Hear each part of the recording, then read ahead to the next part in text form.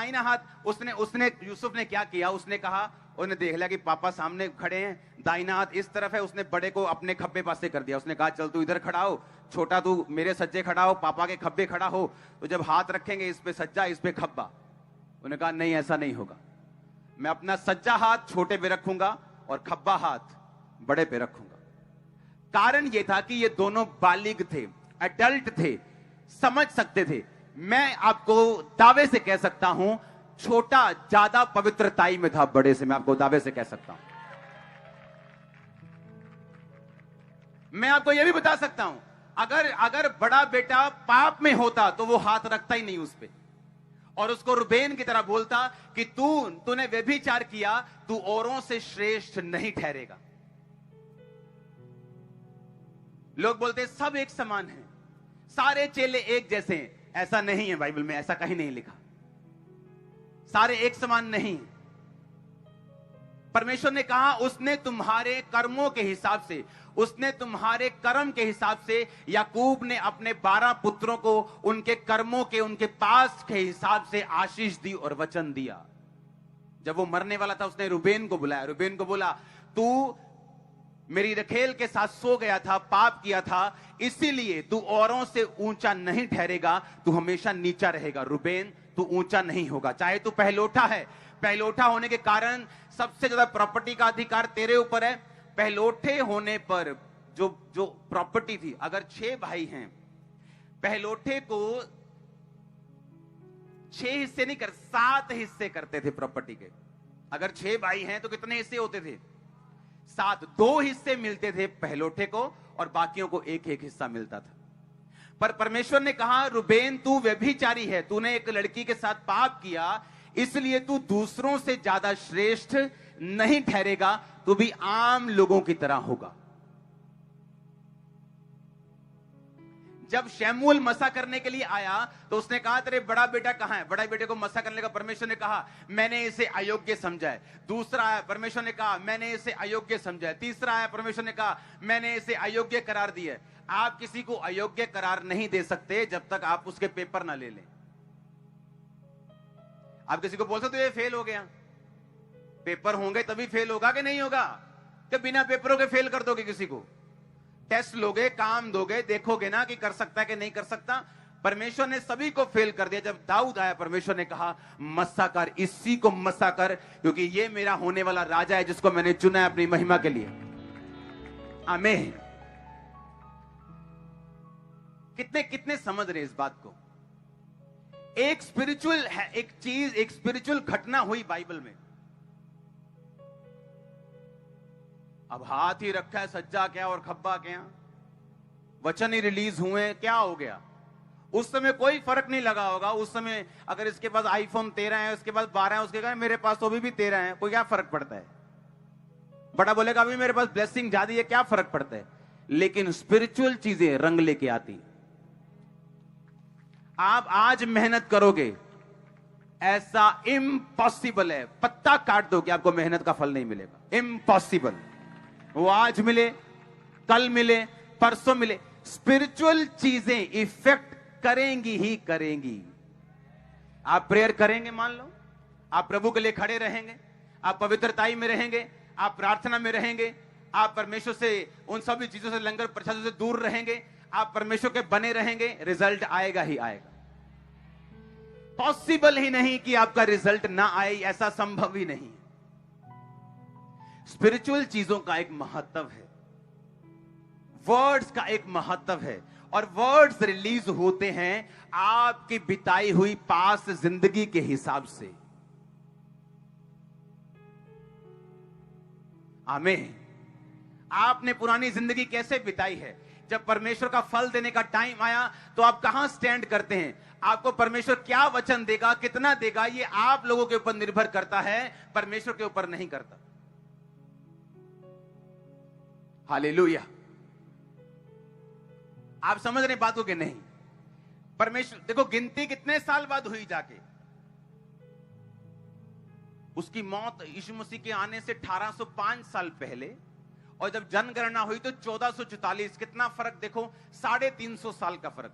350 साल बाद वो वचन जो हैं वो नजर आने शुरू हो रहे हैं कि एक बंदा 40,000 है और बड़ा भाई 32,000 रुपए। 350 साल बाद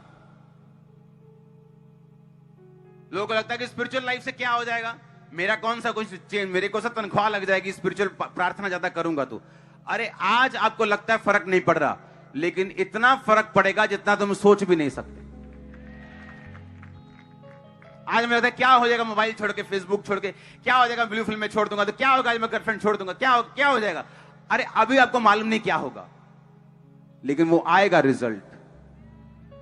यही यूसुफ, यही बच्चे छोटे के पड़पोते देख रहे हैं और बड़े के पोते देख रहे हैं। जिस समय यूसुफ अपने बाप के पास अपने दोनों बच्चों को लेके आया, उस समय यूसुफ 47 साल का था। जब यूसुफ मरा वो 110 साल का था। 63 साल में ही चेंज हो गया। एक बंदा जिसको ज्यादा ब्लेसिंग आत्मिक था वो एक जनरेशन आगे हो गया सिर्फ 50 साल में। आपको समझ आ रही है वचन के नहीं? जैसे ही उस पे स्पिरिचुअल वचन रिलीज हुए, जैसे ही वो आत्मिक हुआ और परमेश्वर ने उसे ब्लेस किया, उसकी स्पीड दूसरों से ज्यादा थी। आज अगर आप प्रभु को अपना जीवन देंगे, मैं जानता हूं प्रभु का आत्मा यहां से बात कर रहा है, आपकी स्पीड आज से दूसरों से ज्यादा होगी। आज से आमीन। मुझे ऊंचे वाला और खतरनाक वाला चाहिए। आमीन चाहिए ऊंचा। मैं आपको सच कह रहा हूं, मैं आपको सच कह रहा हूं।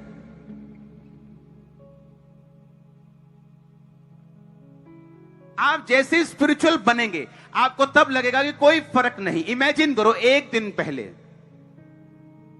जब ये याकूब अपने पोतों को ब्लेस कर रहा था, उससे एक दिन पहले अगर बड़े बेटे की प्रार्थना कम थी, पवित्रता कम थी, ठीक था, वो ठीक था, और छोटे की ज्यादा थी, लेकिन एक दिन पहले छोटे को क्या लग रहा होगा कि क्या मैं सारा दिन प्रार्थना करता रहता, क्या मैं चर्च जाता रहता हूं, मुझे भी शादी पे जाना है, मुझे भी नागिन पे डांस करना है। हां, लेकिन एक दिन बाद एकदम से शॉक हुआ, सरप्राइज हुआ। आत्मिक लोग सरप्राइज देखते हैं अपनी लाइफ में, मालूम आपको? जो आत्मिक लोग हैं वो सरप्राइज देखते हैं अपनी लाइफ में।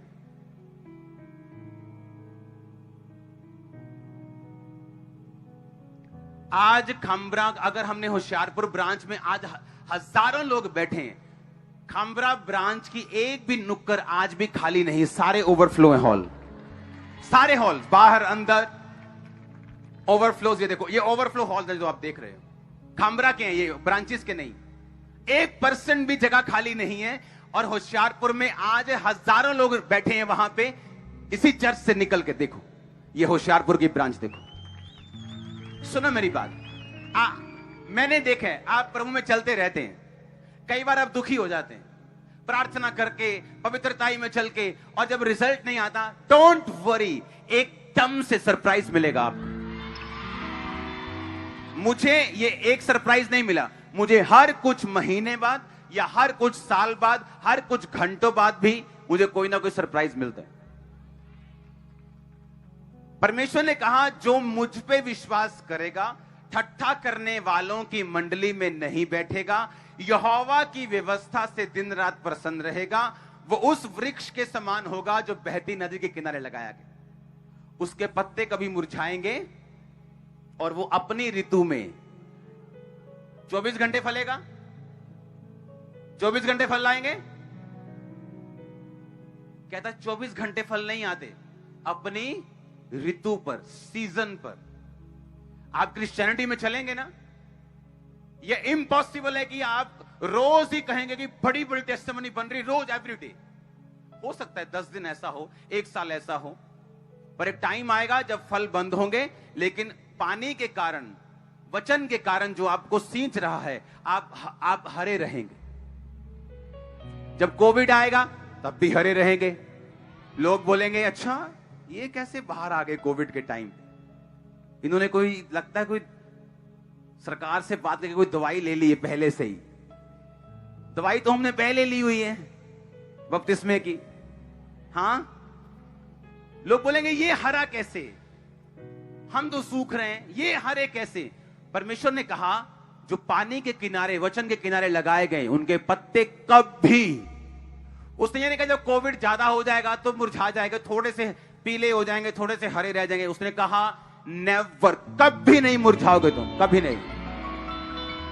और कहता फिर अपनी ऋतु में, अपने सीजन में वो फल लेके आएगा।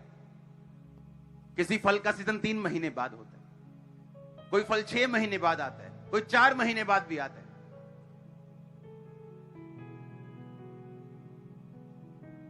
लेकिन फल आता जरूर है। आप परमेश्वर में लगे रहेंगे, आप खड़े रहेंगे। आत्मिक जिंदगी की अगर आपकी निगाह में वैल्यू नहीं है तो इसका नुकसान सिर्फ आप लोगों को है।